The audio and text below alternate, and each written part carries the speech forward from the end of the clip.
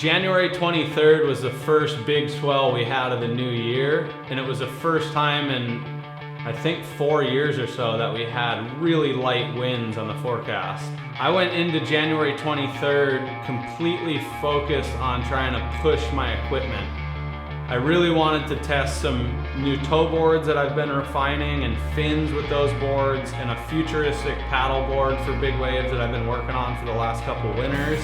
And then also on the other side of that, I wanted to try some traditional equipment with the boards that I'd refined after the Jaws contest.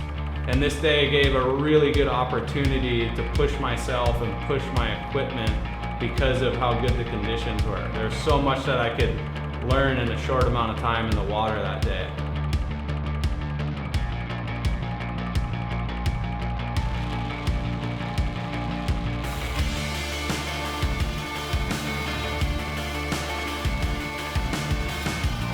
I got to rifle off tow boards, the lay hog board, and a few new paddle boards that I've refined.